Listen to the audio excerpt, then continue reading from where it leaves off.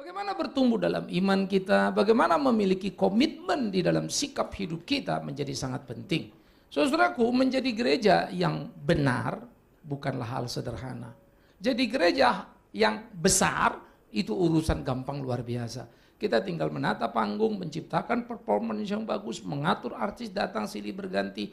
Percayalah, gereja kita dengan segera besar. Tetapi panggilan Kristus menjadi gereja yang benar memang menjadi persoalan tidak sederhana. Nah, ini yang menjadi pergumulan dan kerinduan kita. Kita akan membaca Alkitab kita membuka tahun yang baru ini, lalu mempersiapkan diri juga mengikuti seminar mulai minggu depan ya. Ada 3 tema seminar kita tentang bagaimana tanggung jawab hidup Kristiani. Ya, mari kita membuka Yohanes pasal yang ke-6 dan kita akan membaca 25 sampai 36. Saya baca 25, saudara-saudara baca 26, kita bergantian hingga selesai. Ayat 36 dari Yohanes pasal 6. Ketika orang banyak menemukan Yesus di seberang laut itu, mereka berkata kepadanya, "Rabi, bila mana engkau tiba di sini?" Yesus menjawab mereka, "Aku berkata kepadamu, sesungguhnya kamu mencari aku, bukan karena kamu telah melihat tanda-tanda, melainkan karena kamu bekerjalah untuk makanan yang bekerjalah bukan untuk makanan yang akan dapat binasa, melainkan untuk makanan yang bertahan sampai kepada hidup yang kekal yang akan diberikan anak manusia kepadamu. Sebab dialah yang disahkan oleh Bapa Allah dengan meterainya. Lalu kata mereka kepadanya, "Apa yang harus kami perbuat supaya kami mengerjakan pekerjaan yang dikehendaki Allah?" Jawab Yesus kepada mereka, "Inilah pekerjaan yang dikehendaki Allah, yaitu hendaklah kamu percaya kepada Dia yang telah diutus Allah." Maka kata mereka kepadanya, "Tanda apa yang kau perbuat supaya dapat memilihannya? Percaya kepadamu, pekerjaan apa yang kau lakukan?" Nenek moyang kami telah makan mana di padang gurun. Seperti ada tertulis, mereka diberinya makan roti dari surga. Maka kata Yesus kepada mereka, "Aku berkata kepadamu, sesungguhnya bukan saya yang memberikan kamu roti dari surga, melainkan Bapa-Ku yang memberikan kamu roti yang dimakan." Karena roti yang dari Allah ialah roti yang turun dari surga dan yang memberi hidup kepada dunia. Maka kata mereka kepadanya, "Tuhan, berikanlah kami roti itu." Kata Yesus kepada mereka, "Akulah roti hidup, barang siapa datang kepadaku, ia tidak akan lapar lagi. Dan barang siapa percaya kepadaku, ia tidak akan haus lagi."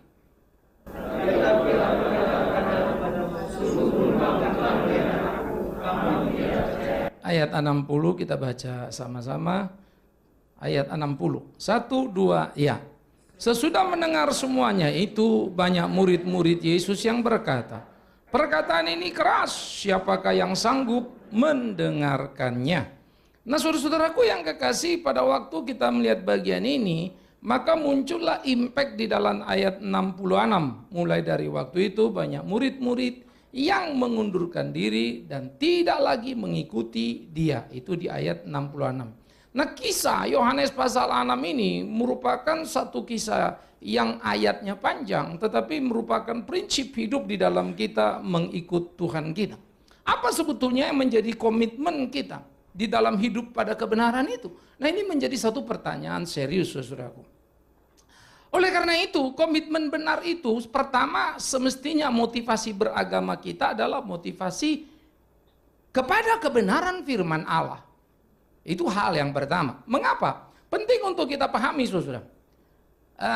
Sigmund Freud mengejek kita, ya, dia seorang psikolog yang ateis, lalu berkata agama itu motivasinya bisa ekonomi, bisa kesehatan, ya. Wah, supaya sehat pergi cari Tuhan. Wah, supaya saya berhasil dan kaya, lalu pergi cari Tuhan dan seterusnya. Lalu Karl Marx dengan sinis pula mengatakan kalimat, kalau Sigmund Freud itu di Amerika, Karl Marx itu di Jerman, bapak dari sosialisme. Apa kata dia? Agama adalah candu masyarakat. Jadi motivasi beragama yang salah mengakibatkan orang memandang agama dengan salah. Hati-hati. Karena itulah orang-orang yang datang ini bukan datang mau mendengar apa kata Yesus. Mereka mau datang menikmati apa yang disediakan Yesus. Yaitu roti itu tadi. 5 roti, 2 ikan. Bisa makan 5.000 orang, lebih 12 bakul. Kalau tiap hari ikut Yesus artinya kamu tiap hari makan. Kan begitu kan? Begitu sederhananya saudara. Apa yang dia nggak bisa bikin? Ini hari air loh, apa makanan? Kemarin air, kemarin ini. Wah banyak. Jadi kita ikut dia, aman punya. Cinta dia? Enggak. Cinta pada apa yang dia keluarkan. Nah motivasi ini yang mesti kita bereskan saudara. Motivasi yaitu pada kebenaran firman Tuhan. Nah ini akan melululantakkan dan membersihkan seluruh hal-hal yang salah dalam diri kita. Jangan pernah mau beragama hanya karena mau mendapatkan keuntungan tadi. Jangan beragama hanya supaya kau mengalami mujizat Allah. Celakanya. Gereja tidak pernah belajar dari sindiran yang begitu keras. Dari mereka-mereka yang ateis. Baik Karl Marx, Sigmund Freud sebagai seorang psikolog. Karl Marx sebagai seorang sosiolog yang menghantam. Dan ini memang fakta sejarah. Tapi ternyata berpuluh-puluh tahun, ribuan tahun setelah Kristus, gereja pada posisi yang sama. Kenapa you datang ke gereja? Mujizat Allah itu nyata. Kita mau sembuhkan. Kenapa you datang ke gereja? Karena ini, karena itu. Kenapa you mau nyumbang ke gereja? Supaya gereja tahu saya baik. Saya punya motivasi, saya punya kebutuhan, please puji saya. Karena saya yang bangun gereja itu. Kenapa you jadi pendeta Bikman Sirait? Supaya semua orang lihat saya sebagai saya orang suci. Saya bisa punya motivasi itu? Bisa sekali. Tidak mudah untuk memurnikan motivasi. Kita mengatakan A untuk A, B untuk B. Karena terlalu banyak orang tidak akan senang. Kalau engkau mau orang senang, A kurangi, B tambahi, maka mungkin orang senang karena cocok dengan dia. Tetapi komitmen kepada kebenaran firman Tuhan itu memurnikan seluruh motivasi, maka babak belur kita sebetulnya pada diri kita. Karena kita tidak boleh menjadi diri kita, tetapi bagaimana kita menjadi bagian daripada kehidupan kebenaran itu. Nah ini motivasi. Nah motivasi saudara tahu sendiri, diri sendiri, tanya sendiri. Lalu latihanlah, katakan pada dirimu, aku ini memang kalau gini nih. Nggak boleh loh, kamu mesti gini loh, kamu mesti gini loh, kamu mesti gini loh. Ya. Dulu saya paling jengkel kalau orang tidak hargai pekerjaan saya, pelayanan saya. Tapi makin hari bergumul dalam perjalanan hidup. Akhirnya pengalaman demi pengalaman, kepahitan demi kepahitan membawa saya makin sadar. Ternyata nikmat kok waktu mengalami hal-hal yang tidak enak itu. Pembelaan dan berkat akan datang dari Tuhan dalam hidupmu. Saya tidak menjadi kere karena saya jujur dalam pelayanan saya. Tuhan memberkati. Sehingga kita memurnikan karena aku mau melayani Tuhan. Tapi saya juga tahu, pasti babak belur masalah banyak juga karena salah saya sendiri. Lalu kalau saya lihat, salah saya sendiri sih, kenapa saya bikin gitu? Sehingga menikmati itu menjadi satu proses yang luar biasa. Nah oleh karena itu pertama, komitmen kita pada kebenaran harus kita bangun. Ya, motivasi beragama kita harus kita murnikan. Hanya kepada Tuhan. Hanya kepada kebenaran. Tetapi yang kedua, bagaimana semangat beragama kita? Kalau kita bilang pada kebenaran firman Tuhan, semua orang Kristen juga berkata, bukan? Semua kita ngirimin ayat-ayat Alkitab ya. Wah, kirim BB kalau perlu tiap hari. Kadang-kadang sampai kita baca BB itu saya suka geli juga. Yang ngirim ini yang paling suka ngelanggar nih. Aneh juga kawan ini gitu loh. Tapi kalau orang sudah ngirim nggak berasa. Dia pikir dengan mengirimkan ayat dia sudah berbuat benar. Padahal dia berbuat enek. Karena orang lain marah. Satu teman saya bilang, Pak, saya kirim BB saya maki-maki tapi saya masa bodoh. Emang apa yang lu kirim nih? Saya bilang, sorry ya kita teman. Iya. Lu kirim ini, nah lu sendiri masih suka minum. Lu bilang orang mesti hidup benar. Lu juga mesti fair dong. Tapi kan ini firman Tuhan, Pak. Betul, lakukan dulu pengalamanmu itulah yang kau ceritakan. Jangan firman itu kau kirim, kau sendiri pelanggarnya. Jadi kawan-kawan yang masih minum bilang, kurang ajar kawan ini. Gitu. Cuma mereka nggak kadang-kadang balas, udah lalu kaca diri kan kurang lebih. Tapi yang sini-sini ini juga ketemu ke saya lagu ngomong lagi. Coba Pak kirim-kiriman. Kalau Pak Bigman yang kirim saya terima dah. Lu kan gak pernah lagi minum sampai high begitu kan. Lu kan kagak mabok. Nah dia temen gua minum. Ngomongin gua begitu. Kesel. Nah oleh karena itu semangat beragama apa? Belajarlah firman Tuhan yang seutuhnya. Jadi jangan cuma saya hanya untuk Alkitab atau istilah kita. Mari kita khotbah, mendengar, berbicara yang Alkitabiah. Apa itu Alkitabiah? Terlalu banyak pendeta ngomong Alkitabiah. Di TV kalau kalian nonton Alkitabiah. Tapi khotbahnya sama sekali nggak Alkitabiah. Karena itu hanya istilah bahwa saya membaca dari Alkitab. No, kau boleh baca dari Alkitab. Tapi otakmu itu bisa lari dan kau memperalat ayat itu. Ayat itu nggak bicara itu. Saudara-saudara luar biasa mujizat Tuhan tiap hari jadi. Apa yang kau maksud mujizat Tuhan? Yang sakit pasti sembuh. Pembohong kau. Paulus nggak sembuh-sembuh minta sembuh. Tuhan cabut duri ini. 3 kali dia minta. No, cukup kasih karuniaku bagimu. Tetapi di PL pun ada yang namanya Naaman. Kusta itu. Sembuh. Jadi jangan bilang gak ada sembuh. Ada. Tapi jangan bilang pasti sembuh. Karena si Elisa yang mendoakan si Naaman sembuh itu. Mati, kau tahu kenapa? Karena sakit. Mana ada kalian yang tahu itu? Karena yang kalian baca soal si Naaman kan? Mana kalian mau tahu soal si Elisa? Ujung-ujungnya kayak apa? Bacalah Alkitab itu lengkap. Paulus mendoakan banyak orang sembuh. Eutikus jatuh sudah mati suri, didoain, masih hidup lagi. Tapi dia sendiri menanggung duri dan tidak kuat.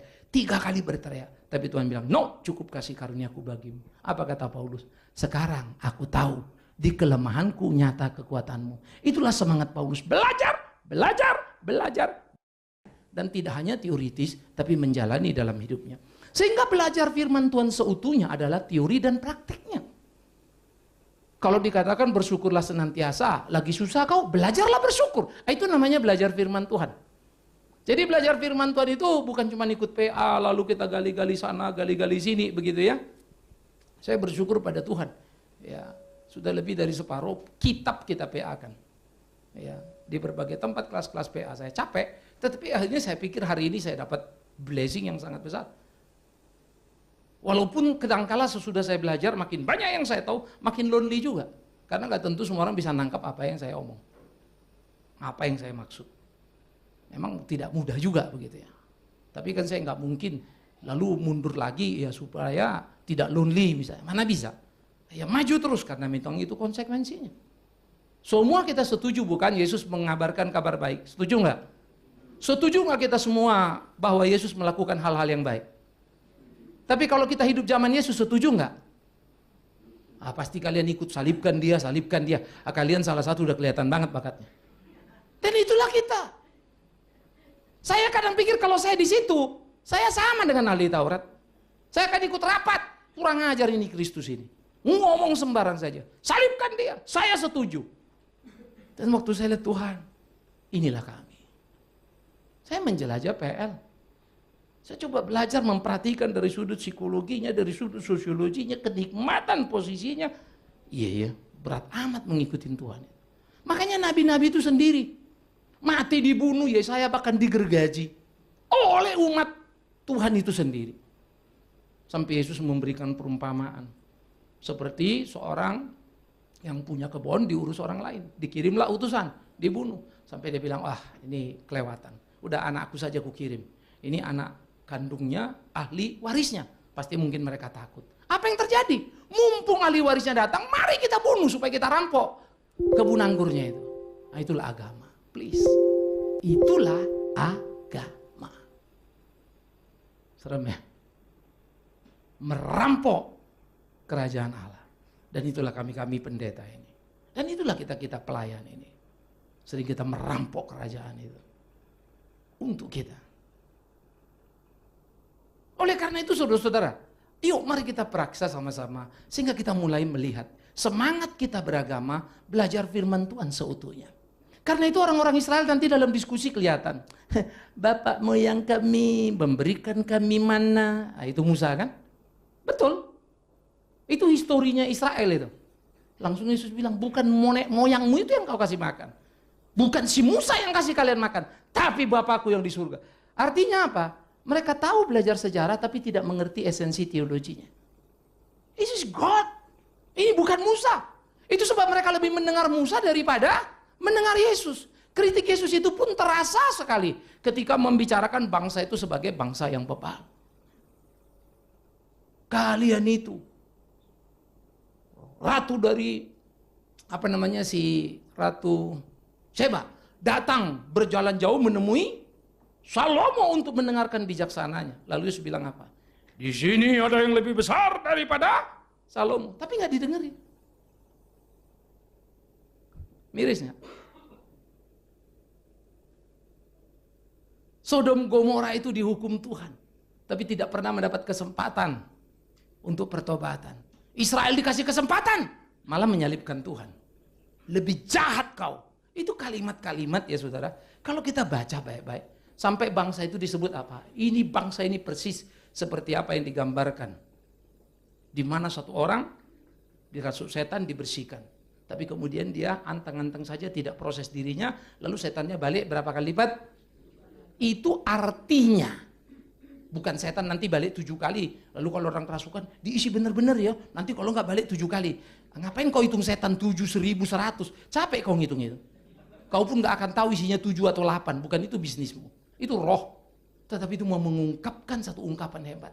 Kalau orang sudah mendengar firman Tuhan, lalu dia ngerti tapi tidak pernah melakukan, hanya ngomong terus, maka orang ini akan menjadi lebih jahat dibanding dia sebelum mengerti kebenaran. Jahatnya berapa kali? 7 kali. Perfect. Itu angka 7. Jadi siapa yang paling jahat? Orang beragama yang tidak melakukan firman Tuhan. Kau tahu yang menyalibkan Tuhan Yesus? Bukan si Pilatus. Pilatus saja masih mau membebaskan.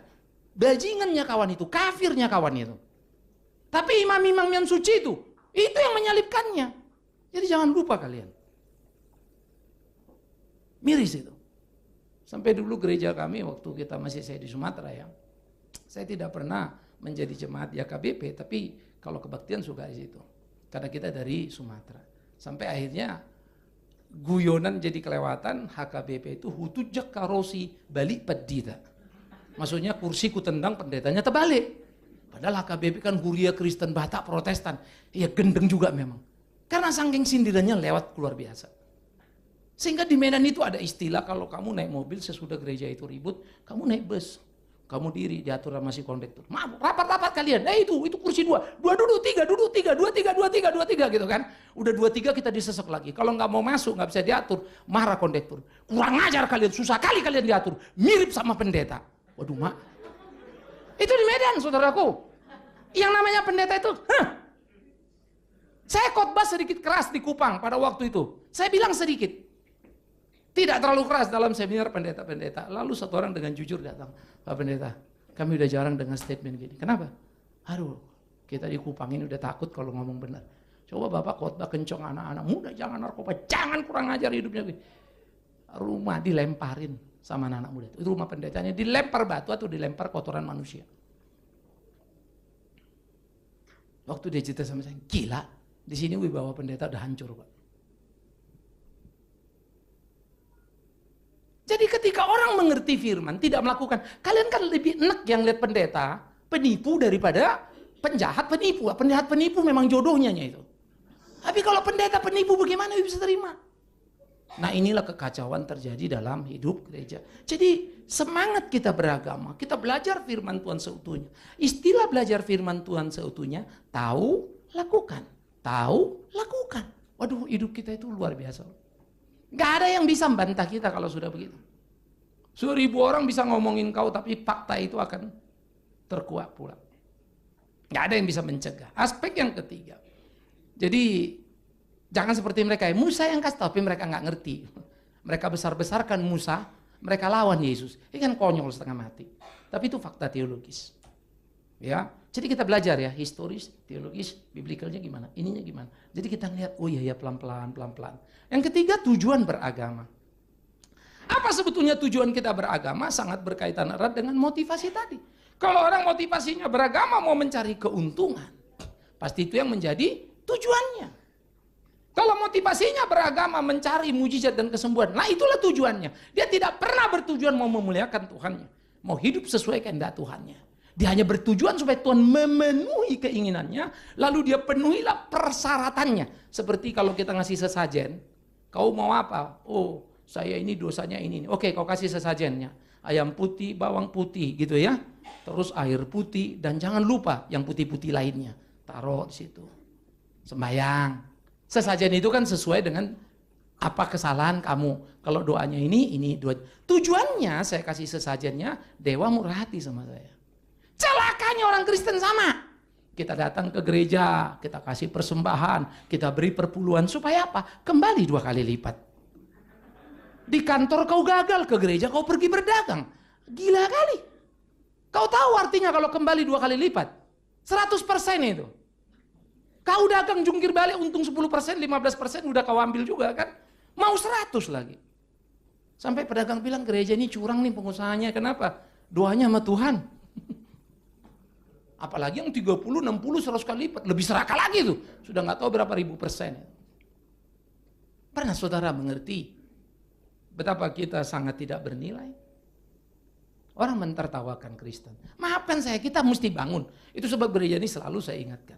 Kita tidak sedang dipandang hormat oleh dunia. Kita dipandang rendah.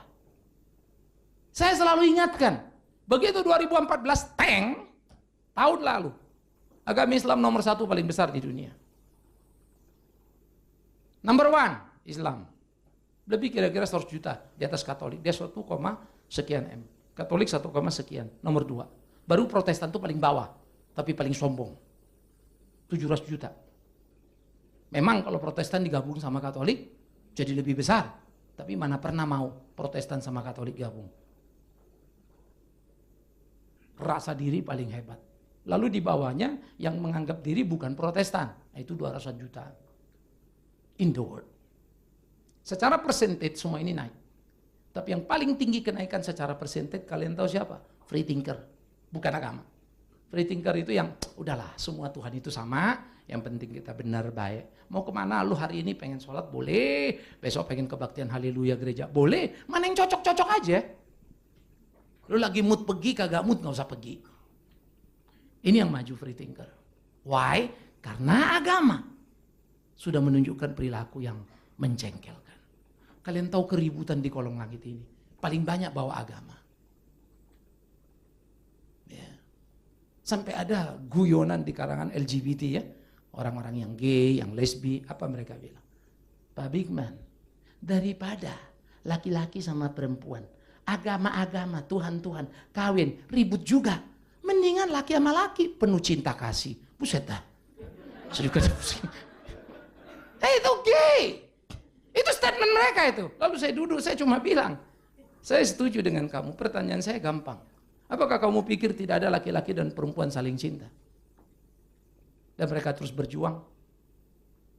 Dan beritahu saya, apakah kalau laki-laki sama laki-laki, lalu tidak ada yang kelahi? Yang mati pun banyak. Lebih banyak pembunuhan di kalangan pernikahan sejenis daripada yang heteroseks. Cara ngitungnya gini ya, jangan bilang, wah itu ada 1000 Pak, di sini cuma 10. Ya 10 dari berapa pasang? 1000 dari berapa pasang? Kan kita mesti fair kalau ngambil persentage. Nah jadi tujuan beragama kita, mari kita beresin. Sehingga dengan begitu, kita bekerja bukan untuk yang binasa, hidup pengabdian kita bukan untuk binasa, melainkan yang abadi. Kepada Kristus mengenal Dia, menjalani hidupnya. Yuk kita taruh komitmen itu. Hidupku bukan soal dompetku. Kita harus berani. Hidupku pengabdianku. Ya. Semua kita pengen lah rumah lebih bagus, semua kita pengen mobil lebih bagus. Omong kosong kalau nggak pengen. Saya pun pengen. Sehingga waktu saya mesti tahan-tahan mana yang harus, mana yang nggak gampang juga. Saya nggak munafik bilang bahwa apa, saya nggak pengen yang lebih baik. Pengen. Ya. Siapa yang nggak pengen itu? Kita kemarin liburan, ada satu teman kasih villanya di daerah Pecatu. Oh jauh sih ke atas, tapi enak banget view-nya. Ya. Masing-masing punya kolam renang, ada kolam renang yang untuk semua orang, tapi masing-masing villa kita itu ada kolam renang. Ya. Jadi saya berenang di bawah yang umum, berenang juga di tempat yang di depan ini. Tapi lupa rupanya lantainya licin, keplek kok jentik saya ini. Jadi agak pincang. Apa karena aku berpikir Tuhan dalam nama Yesus, pindahkan villa ini ke rumahku dan inilah rumahku. Mungkin. Lalu saya pikir-pikir gila lu satu villa tanahnya dihitung-hitung plus kolam renangnya lebih besar dari rumah saya. Siapa yang nggak pengen? Lalu tidur di atas bangun pagi, laut udah kelihatan di sana. Enak ya? Tapi balik lagi. Sebetulnya apa sih yang kita mau? Gak ada habisnya ya. Gak ada habisnya. Saya sama istri saya pernah juga kita ditaruh ada satu acara kita nginep di St. Regis. Ya. Ngeliat harga pricingnya kaget-kaget kita. Gila, masa kamar kita 1.250 US dollar per malam, itu berapa tahun lalu loh itu. Ya, memang satu kamar satu room boy-nya. Pak, nama saya ini, nanti yang apa-apa keperluan Bapak kita yang layani. Kita tidur. Ya. Saking enaknya mengomentari semua, jadi kurang tidur kita. Karena besok mesti pulang pula lagi. Kita pulang, aduh enak ya Pak tempat tidurnya. Istri saya bilang, waduh kasurnya gila, bantal enak banget. Waktu itu saya agak miris juga, ternyata saya kurang enak dibandingkan bantal guling. Ya. Tapi itulah kita. Pengen? Yes, siapa bilang enggak? Kalau saya pergi ke rumah teman saya, ya gila. 2.000 meter itu biasa. 3.000? Enggak. 6.000 meter. Daerah Kebayoran. Satu lagi 1 hektar. Daerah Perumahan Menteri. Sampai saya mau masuk pintunya saja bingung pintunya yang mana. Pengen? Pengen. Saya udah masuk di halaman dia. Pak Bigman dari mana? Gua udah di halaman lu. Pintu lu yang mana? Yang utara aja Pak. Jangan kau sebut utara mana. Udah lu keluar gua di depan. Daripada gue muter-muter, ntar gue pusing lagi. Karena ada begini. Ada satu bisa masuk pintu, 4 pintu. Hanya dia jemput saya ke depan. Yo Pak. Pengen? Yes. Kolam renangnya Olimpiade, tapi di rumah. Size besar. Saya tanya dia pernah berenang. Udah berapa lama lu pakai sih? Ini udah 2-3 tahun lah Pak. Pernah berenang? Belum Pak. Saya diajak ke ruang fitness dia. Semua lengkap.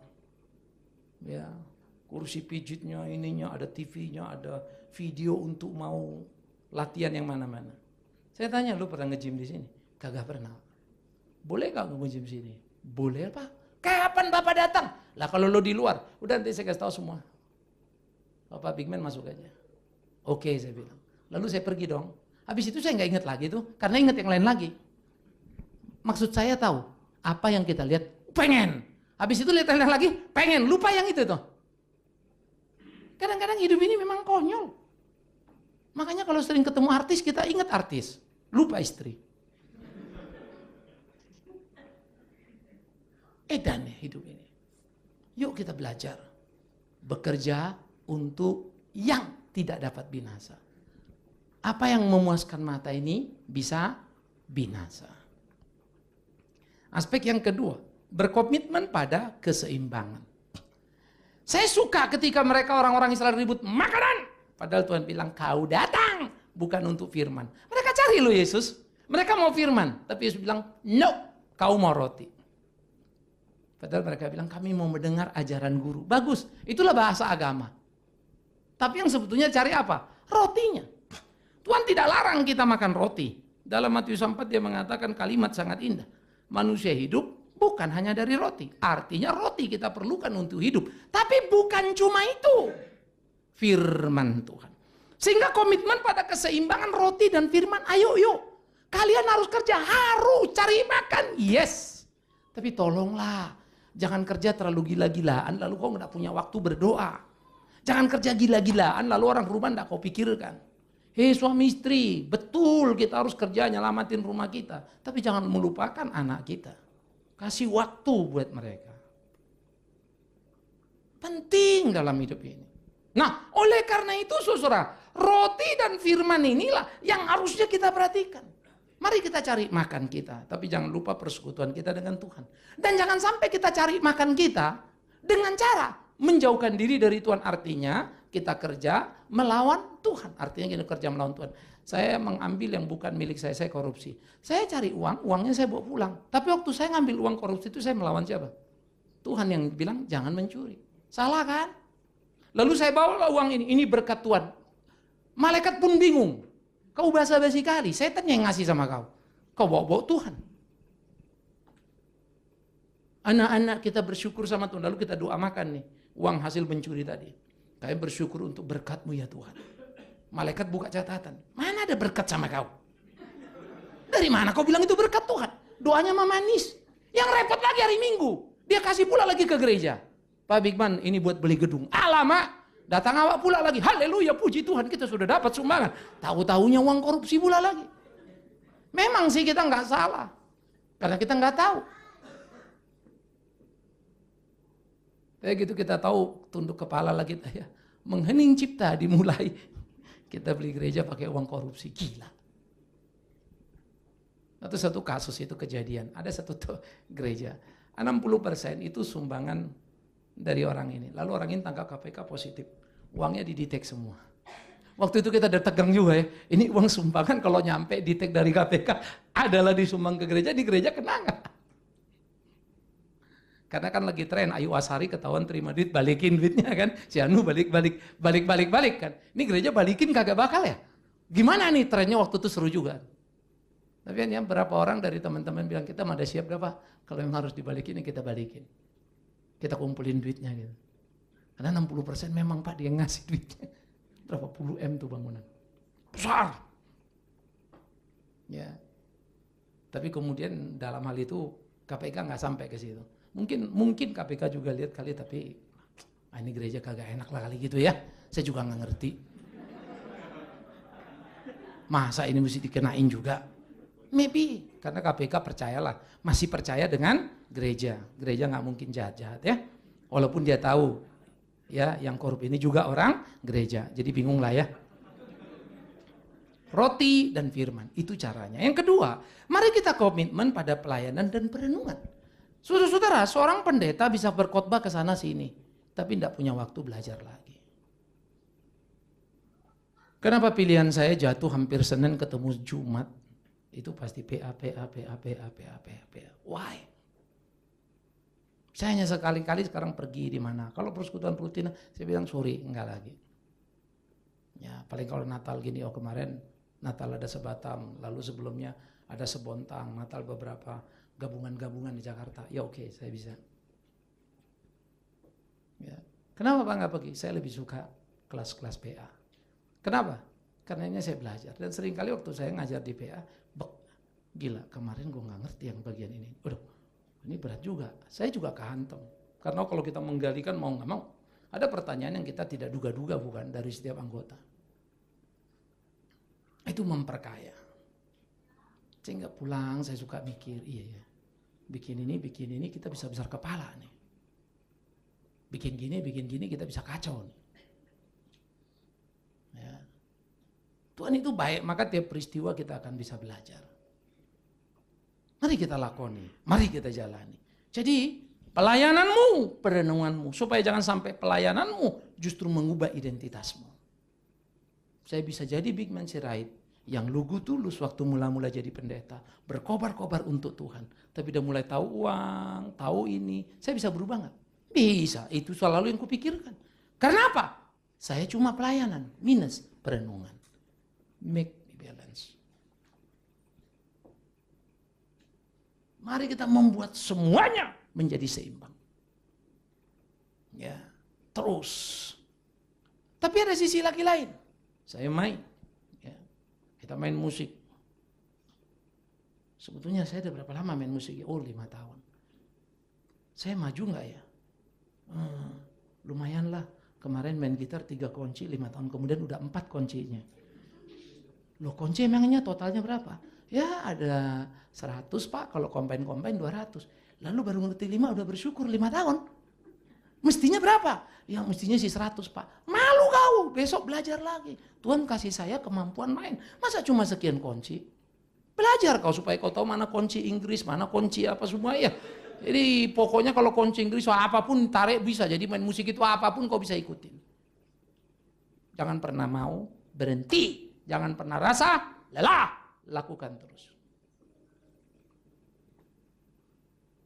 Saya kalau ngikutin kelas PA saya capek. Kitab buka lagi, belajar lagi. Saya mesti ngerti latar belakang, mesti ngerti semua. Tapi hari ini saya bersyukur Tuhan baik. Ya, PA saya yang paling lama udah 8 mau masuk tahun ke-9. Nah, kita belajar banyak. Kemudian Iman dan perbuatan ini bahasanya Yakobus. Kalau kau Kristen, bagaimana aku tahu kau Kristen? Kalau kau pengikut Kristus, bagaimana aku tahu kau pengikut Kristus? Kulihat pada hidupmu. Simpel kan? Paul Bigman itu pendeta. Bagaimana lu lihat si Bigman pendeta? Jangan karena pakai jubah, jangan karena berhenti di atas berdiri di mimbar. Lihat hidupnya. Iman dan perbuatan itu penting. Ya, saya pikir ini penting. Oleh karena itu keseimbangan harus menjadi kunci dalam mengaktualisasi komitmen hidup orang percaya. Tanpa keseimbangan yang tegas, komitmen kita akan terseok-seok. Yang terakhir, komitmen hidup orang percaya. Maka dia akan mencintai kebenaran dengan rela terluka. Orang-orang waktu dengar kalimat Yesus ngomong itu, kalau diterusin ke bawah, akulah roti hidup mereka kaget setengah mati. Lalu murid-murid bilang, guru kau ngomong terlalu keras, gak cocok. Dalam public speaking, saudara, ada satu pelajaran. Bicarakan, katakan apa yang orang ingin dengar. Engkau akan jadi pembicara yang dicari orang. Nah, itu motivating. Berikan apa yang mereka butuhkan. Kamu bisa, pasti kamu bisa. Katakan kamu bisa, kamu akan bisa. Siapa yang gak suka ikut begitu? You can. Semua teriak. Lalu bahasa Roh Kudusnya, bahasa Kristennya dibuatkan.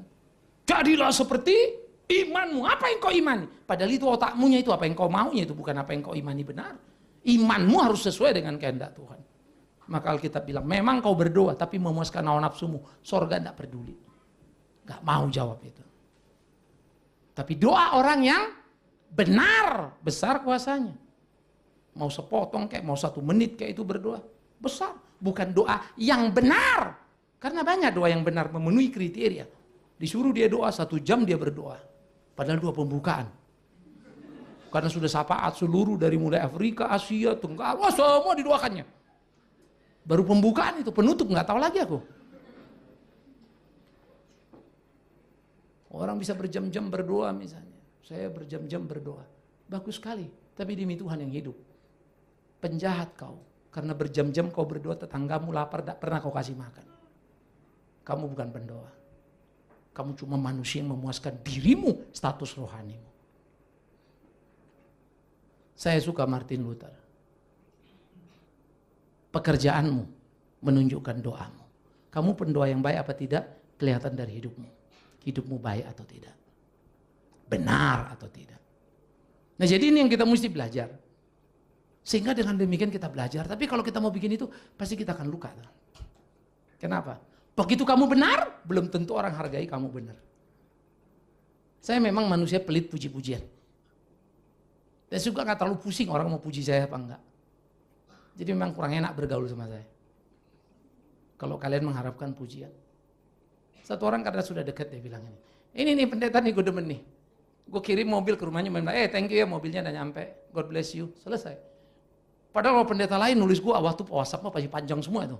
Haleluya kau diberkati Tuhan, anakmu, cucumu dilebarkan ke kiri, ke kanan. Oh semua lah itu. Nih pendeta nih.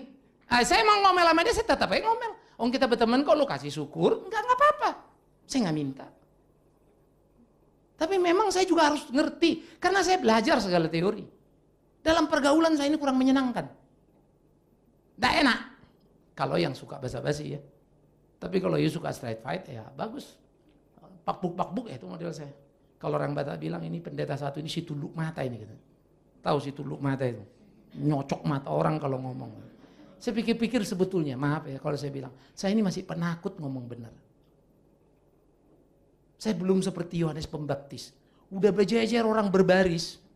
Kalimatnya sadis pula lagi. Dia nggak pakai pilih-pilih. Udah nyampe giliran kawan ini. Kau beludaknya kau. Pinggir kau. Tidak cantas kau dibaptis. Buahkan yang sesuai pertobatan. Di depan masa itu saudaraku. Maka nggak heran kepalanya itu dipenggal. Kau Herodes, kau kurang ngajar, pendosa kau. Istri saudaramu kau ambil, kau langgar Taurat pada saudaramu itu masih hidup. Jahat. Sampai Herodes kesalnya setengah mati sama Yohanes Pembaptis. Ada di antara kalian akan bilang Yohanes Pembaptis kurang bijaksana. Saya tidak berani. Kenapa Yohanes Pembaptis gitu, Big Man Sirait tidak begitu? Satu, karena hatinya lebih bersih dari hatiku. Dia tidak punya pertimbangan kecuali kebenaran. Aku masih punya banyak kepentingan-kepentingan terhadap diriku. Akankah aku jadi Yohanes Pembaptis? Saya juga nggak tahu. Tapi kalau sampai di situ, satu yang saya tahu, siap-siap kau dibanting orang. Itu saja. Dunia akan memusuhi kamu. Mana dunia yang mau yang seperti itu? Maka kalimat itu sudah dianggap keras. Lalu beberapa orang pergi meninggalkan dia. Kalau kau mau mencintai kebenaran, kau mesti rela terluka. Ya. Kalau kau melayani Kristusmu, jangan pernah berhitung. Tapi jalankanlah pelayanmu karena kasihnya padamu. Kalau kalian sebagai jemaat, saya kurang hargai, kamu kasih sumbangan di gereja. Lalu kalian pikir, oh Big Man Sirait ini pendetanya kurang ajar nih. Kita ada nyumbang-nyumbang gereja kagak ada. Ngomong kayak muji kayak dikit. Enggak. Ya, lalu kalian marah. Kalian tinggalkan gereja. Demi Tuhan yang hidup. Mungkin aku sebagai pendetamu salah. Tapi kau pun sudah ikut salah. Tapi kalau karena kasih Kristus kau melayani. Dan kau tahu mana baik dan benar. Lakukanlah. Maka Tuhan akan memberkatimu. Tuhan akan menolongmu. Ya. Kita hadir di Kalimantan, jangan pikir saya nggak capek. Kita mau bangun sekolah di Papua, jangan pikir saya nggak berkeringat. Jangan pikir saya nggak takut. Personal uang saya pun sudah mesti keluar.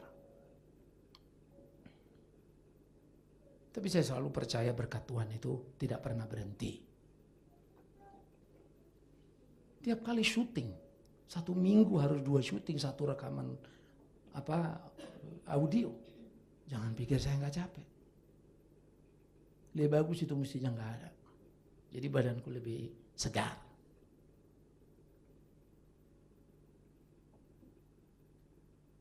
Tapi aku sadar, semua itu adalah aset yang bisa kuwariskan ke zamanku.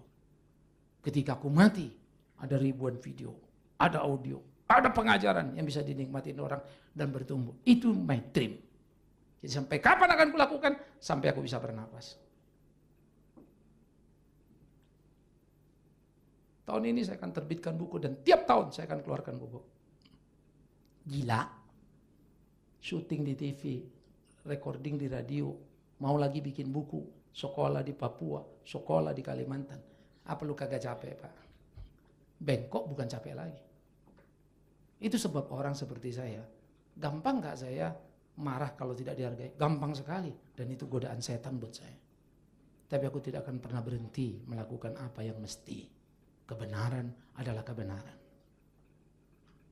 Nah, ini menjadi pergumulan kita. Karena itu kita melayani karena Kristus sudah mengasihi. Berapa besar kasih Kristus? Kau hitung sendirilah. Saya enggak tahu ngitungnya. Guru-guru sekolah minggu yuk layani Tuhan. Kadang-kadang enggak tentu orang lihat. Saya pendeta juga suka lupa. Mana ini sianu. Yang paling yang karena sering ketemu ngomong, saya ngomong. Berapa jumlah guru sekolah minggu kalian tanya sekarang? Saya enggak tahu. Saya harus jujur. Berapa persisnya? Paling kalau saya, Marta, kau ketua berapa sekarang? Oh tambah segini Pak. Ya itu sudah. Saya paling ngelongo persiapan, halo ya sudah.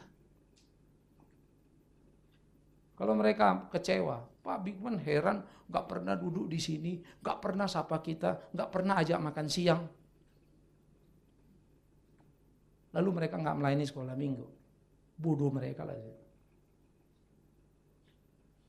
Karena kalau aku tidak menghargai guru-guru ini, pasti Tuhan menghargai mereka. Saya udah ngalamin itu cukup.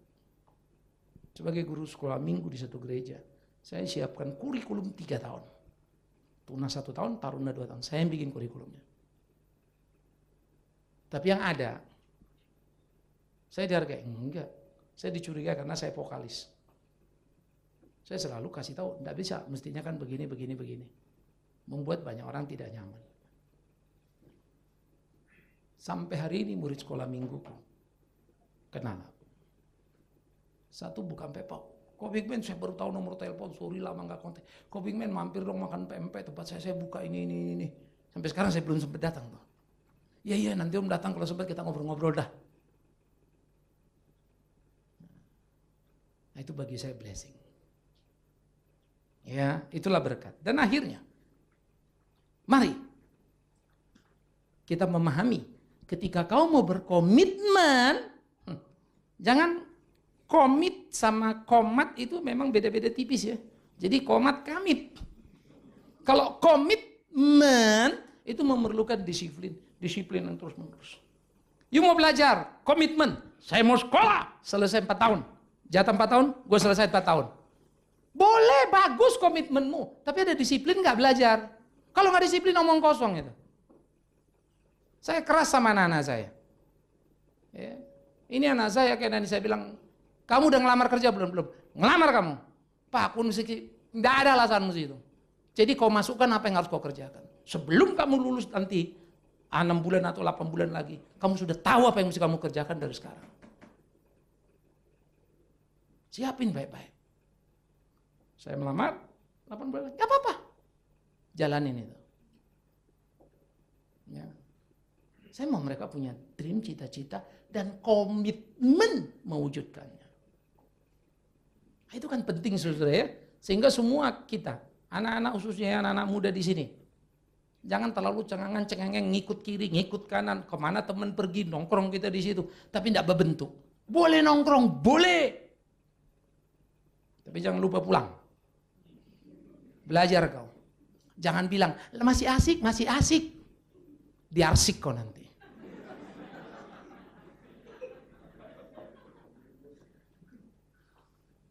Ya, kita mesti belajar. Maka saya rindu anak-anak muda di sini ya, punya sikap saling mempengaruhi positif. Lu belajarlah, lu kuliah cepet-cepet. Iya nih gue kesel nih, gue begini. Udahlah, lu mesti maju lah. Kan keren ya kalau teman-teman saling mempengaruhi secara positif. Ya. Ini satu temannya pergi mau gaul sama teman yang lain lagi nggak pulang-pulang. Lu pulang lu, ingetin lu gitu ya. Kasih tahu berapa bagusnya. Tapi ingat ya, jangan sekali ngomong besoknya nggak komitmen. Lalu kan kalian bilang, ya Pak Om, kalau kita ngomong begitu mah bisa-bisa kita dimusuhin semua orang. Enggak apa-apa. Kalau kamu lakukan benar nggak tentu semua orang senang. Tapi satu waktu mereka akan senang. Saya akan close. Ketika kalian dimarahi oleh bapak emak kalian, hei anak-anak remaja ya, anak-anak pemuda, anak-anak, seneng nggak dimarahin sama orang tua? Halo? Kesel nggak? Kalian, ini papa mama ribut melulu, kali-kali marah kan? Saya dari kecil bikin mama saya nangis nggak tahu udah berapa kali. Tapi saya selalu bilang ya, hari ini makin saya dewasa makin saya tahu berapa sulitnya mama saya membesarkan anak-anaknya. Karena sekarang kurasakan berapa susahnya itu. Dulu saya tidak tahu, saya masih anak-anak. Papa kurang, mama kurang, apa ini, apa itu? Sekarang baru lihat, buset anak gua. Padahal ya anak-anak saya ini sih, kayak nanti anak laki saya satu-satunya. Nakalnya dia ini 20% dari nakalku dulu. Nggak nyampe kali. Sampai saya bilang, lu nakal dikit kayak kenapa sih gitu. Makanya sampai bilang, ini anak pendeta diajarin nggak beres. Orangnya baik banget. Ngalah, beda sama Big Man Sirait. Sama Siraitnya ya. Halo bos. Tapi memang dia lebih cocok jadi pendeta dari saya loh. Ini kalau pendeta lebih ngepas ketimbang Big Man Sirait. Tapi saya ingat mama saya, aduh Tuhan, gila gue jahat amat dulu ya. Tapi mau balik nggak bisa. Maka anak-anak ingat ya, mumpung papa mamamu masih di depan matamu, baik-baiklah hidupmu. Sebelum dia dipanggil Tuhan lalu kamu nggak bisa apa-apa. Nggak punya waktu buat baik untuk papa mama. Ingat itu. Jadi jangan ribut lagi. Pakaianku nggak dibeli, ini nggak dibeli, uang jajan dibatasi. Dari sini Pak Pendeta bilang, hei orang tua, barang siapa tidak membatasi uang jajannya, hari ini bertobatlah, batasi uang jajan anakmu. Dan kau anak-anak, dengar itu, komitmen. Siapa yang malas belajar? Ya, jangan kalau mau abadi itu mengikut Tuhan, jangan jadi siswa yang abadi. Di mana kau? Masih di sekolah itu Pak. Kelas berapa? Kelas 3 Pak. Bukannya ada 3 tahun lalu itu? Ya Pak, kita kan setia Pak. Mana boleh berubah-ubah Pak. Jadi sampai mati pun saya akan di situ. Aduh Mak. Ya. Nah kemudian kalau pelayanan komitmen yuk tahun depan ya. Kita belajar. Saya sudah komit investasi waktu saya 1 kali dalam 1 bulan di remaja. Capek. Karena minggu nanti nyambung lagi. Saya sudah komit. Ya, saya mau anak-anak remaja komit. Saya mau share, mau bagi pengalaman hidup. Saya bajingan-bajingan, nakal-nakal. Tuhan tangkap, Tuhan panggil, Tuhan proses, dan saya bersyukur. Saya mau anak-anak muda saya ini semua maju. Amin. Mana yang belum kawin, anak-anak muda? Coba angkat tangan semua. Pokoknya pemuda, angkat tangan tinggi-tinggi. Fania udah enggak muda lagi. Kenan udah enggak lagi. Kau enggak lagi ya, angkat tanganmu dulu. Ayo. Kalau si Katie memang udah lain lah, itu antara dia. Ayo yang tua-tua ini ya, yang muda-muda ya. Tiap Sabtu kita jam 4 kumpul ya. Terus belajar. Harap tahun ini kita lebih baik lagi. Selamat tahun baru, selamat berkomitmen. Dan terus memacu dirimu untuk maju dalam melayani Tuhan. Kita berdoa.